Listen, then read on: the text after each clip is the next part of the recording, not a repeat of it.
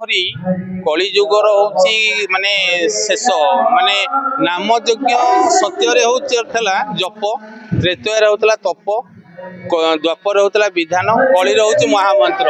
କଳି ଯୁଗରେ ଗୌରାଙ୍ଗ ମହାପ୍ରଭୁ ମଣିଷକୁ ସତ୍ ମାର୍ଗରେ ନେବା ପାଇଁ ମହାମନ୍ତ୍ର ଦେଇଥିଲେ ଯେ ହରେ କୃଷ୍ଣ କୃଷ୍ଣ କୃଷ୍ଣ ହରେ ହରେ, ହରେ ରାମ ରାମ ରାମ ହରେ ହରେ। ଏ ମନ୍ତ୍ରର ମୂଲ୍ୟ ଏତେ ମହତ୍ୱପୂର୍ଣ୍ଣ, ଜଗାଇ ମାଧେଇ ଏତେ ପାପି ଥିଲେ ଯେ କି ମାନେ ବହୁତ ଜଘନ୍ୟ ଅପରାଧ କରିଥିଲେ, ସେଇ ନାମରେ ହିଁ ତରି ଯାଇଥିଲେ। ତାପରେ ଆମେ ତ ମଣିଷ, ଭଗବାନଙ୍କ ଆଶୀର୍ବାଦରୁ କେତେ ଜନ୍ମର ତପସ୍ୟାରେ ମଣିଷ ଇଏ ମାନବ ଜନ୍ମ ପାଇଛି।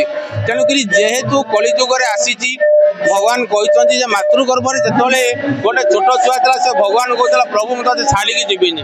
ଭଗବାନ କହିଲେ ତୁ ଏ ସଂସାରକୁ ଆ, ସଂସାରକୁ ଆସିଲେ ମୁଁ ତୋ ପାଖେ ପାଖେ ରହିବି। ତେଣୁକରି ମଣିଷ ଜନ୍ମ ହେଉଛି ସଂସାରରେ ଏତେ ଜନ୍ମ ଦୁର୍ଲଭ ଜନ୍ମ। ତେଣୁକରି କଳି ଯୁଗରେ ଅଷ୍ଟପ୍ରହରୀ ମହାଯଜ୍ଞ, କଳିରେ କେବଳ ହିଁ ନାମ କୀର୍ତ୍ତନ, ତା ଛଡ଼ା ଏ ଯଜ୍ଞ ବିଧାନ କିଛି ନାହିଁ। ମହାମନ୍ତ୍ର ଏ କଲେ ଭଗବାନଙ୍କର ଆଶୀର୍ବାଦ ମିଳିବ, ଆଉ ଇଏ ମଣିଷ ଜନ୍ମରୁ ହିଁ ମୁକ୍ତି ମିଳିବ। ରାଧେ ରାଧେ। ସତ୍ୟ ଶାନ୍ତି ଦୟା କ୍ଷମା ଏ ଚାରି କୃଷ୍ଣଙ୍କ ମହିମା। ସତ୍ୟ ଥିଲେ ଧର୍ମ ଅଛି, ଧର୍ମକୁ ଆଖି ଆଗରେ ବି ସବୁକିଛି କରିପାରିବା ଆମେ। ଏସବୁ ସତ୍ୟ ସନାତନ ଧର୍ମ ଆମେ ପାଳନ କରିବା ହେତୁ ବହୁତ ମୂଲ୍ୟ ମିଳିବ, ଶାନ୍ତି ମିଳିବ, ସମୃଦ୍ଧି ମିଳିବ, ସାହସ ମିଳିବ। ତେଣୁ ସମସ୍ତେ ସତ୍ୟ ଧର୍ମ ପଥରେ ପଥୁକି ହେଇ ଆମେ ଆଗକୁ ଆଗେଇ ଚାଲିବା।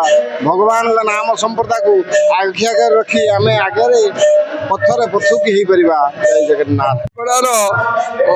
ଅଷ୍ଟପ୍ରହରୀ ବହୁ ଜନସମାଗମରେ ଆରମ୍ଭ ହୋଇଛି। ତେଣୁ ଏ ଅଞ୍ଚଳର ବହୁତ ସହଯୋଗ ମିଳୁଛି। ତେଣୁ ଅଷ୍ଟପ୍ରହରୀ ଭଲ ହିସାବରେ ହେଉଛି। ମୋ ନାଁ ଶିଖର ଠାରୁ ଏତିକି ରହିଲି। ମୋର ପ୍ରଣାମ। ଏ ଯେଉଁ ଆମର ମିଡ଼ିଆ ଭାଇ ବସନ୍ତ ଆସିଥିବାରୁ ବହୁତ ବହୁତ ଧନ୍ୟବାଦ। ଆଜିର ଏ ଯେଉଁ ଆମର ବାଇଜିପୁଟା ଗ୍ରାମର ନିମାପଡ଼ା ବ୍ଲକର ବାହାନା ପଞ୍ଚାୟତର ଯେଉଁ ଅଷ୍ଟପ୍ରହରୀ ହେଉଛି, ଇଏ 30 ବର୍ଷ ହେଲା ଆଜିକୁ ଲାଗି ରହିଛି। 30ତମ ଅଷ୍ଟପ୍ରହରୀରେ 33 କୋଟି ଦେବତାଙ୍କୁ ଆମର ପୂଜକ ନିମନ୍ତ୍ରଣ କରି ତାଙ୍କୁ ଆଳତି ଦେଇ ଏବଂ 33 କୋଟି ଦେବତାମାନଙ୍କ ଯେଉଁ ଆଶୀର୍ବାଦ, ଆମ ଗାଁର ଯେଉଁ ଆନନ୍ଦ, ଯେଉଁ ଉଲ୍ଲାସ, ସବୁ ଆନନ୍ଦରେ ପରିପୂର୍ଣ୍ଣ ହେଇ ଉଠୁଛି। ଏବଂ ଆବାଳ ବୃଦ୍ଧ ବନିତା ଆମ ଗ୍ରାମର ବାଇଜିପୁଟା ଗ୍ରାମର ସମସ୍ତଙ୍କର ଘରେ ଘରେ ସମସ୍ତେ କଳସ ବସେଇଛନ୍ତି ଏବଂ ଆନନ୍ଦ ଉତ୍ସାହରେ 3 ଦିନ ଧରି ଏ ଯେଉଁ ହେଉଛି ଅଷ୍ଟପ୍ରହରୀ ଚାଲୁ ରଖିଛନ୍ତି।